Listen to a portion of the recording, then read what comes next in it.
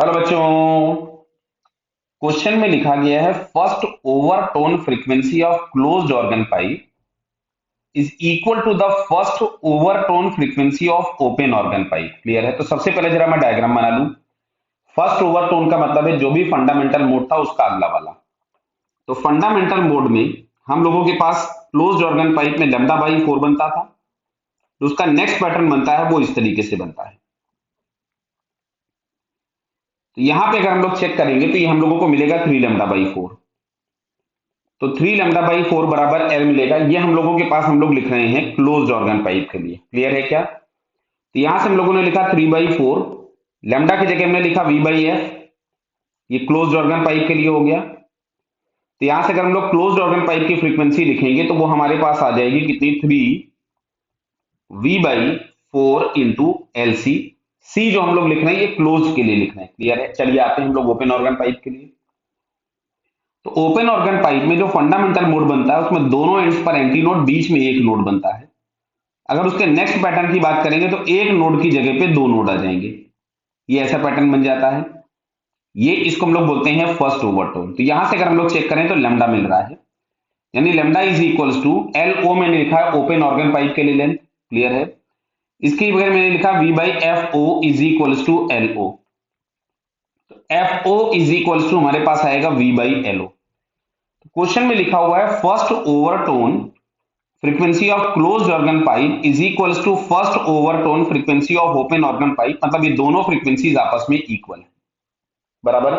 तो चलिए पहले मैं इन दोनों फ्रीक्वेंसीज को आपस में इक्वेट कर देता हूं। तो FC is equals to FO, यानी 3V/4 टाइम्स LC, मतलब length of the closed organ pipe और length of the open organ pipe. तो V से V हमने उड़ा दिया। तो यहां से हम लोग अगर निकालें तो हम लोगों को मिलता है 3/4 is equals to length of close organ pipe upon length of open organ pipe. ये हम लोगों को इंफॉर्मेशन इससे मिल गई। हो सकता है क्वेश्चन में आपको ये भी कभी पूछ देता कि what is the ratio of the close organ pipe length to open organ pipe, लेकिन आगे बढ़ते ही question further nth harmonic of closed organ pipe is equals to the mth harmonic of open organ pipe. तो m और n क्या होंगे? Clear? तो फिर से देखो, अगर हम लोग बात करते इसकी फंडामेंटल फ्रीक्वेंसी की, किसकी? क्लोज ऑर्गन पाइप की। तो क्लोज ऑर्गन पाइप की फंडामेंटल फ्रीक्वेंसी हम लोगों को जो मिलती है F, that is V/4L। Clear? हमने इसको क्लोज लिख दिया। और इसके लिए जो फंडामेंटल फ्रीक्वेंसी मिलती थी F, वो हमारे पास आती है V/2L। क्लियर? अब इसका mth और इसका nth, या पढ़ लो एक बार फिर से, nth हार्मोनिक ऑफ क्लोज्ड, मतलब nth of this one is equals to mth of open, मतलब mth of this one. Clear है? तो मैं यहां से लिख देता हूं n of V/4LC is equals to m of V/2LO। Clear? देखो V से V मैंने उड़ा दिया। क्या बात समझ में आ रहा है आपको? क्लियर? अब चलिए, तो अब अगर हम लोग यहां से लिखते हैं, हमको m और n की वैल्यूज का बताना है कौन कौन सा होगा। तो m/n अगर हम लोग लिखे तो ये मिलेगा 2LC/LO। और LC/LO हमको मिला था 3/4, तो इसकी जगह मैंने लिख दिया 2 × 3/4। क्लियर? कुछ गड़बड़ तो नहीं किया? 2 × 3/4। तो फाइनली हम लोगों को यहां से मिला 3/2, मतलब इसका थर्ड तो इसका सेकेंड। क्लियर? बट ये हम लोगों को ऑप्शन में नहीं दिया गया है। क्लियर? तो आगे बढ़ते हैं हम लोग। इसी को हम लोग लिख सकते थे 6/4, मतलब इसका सिक्स, इसका फोर्थ। ये दिया है क्या? नहीं।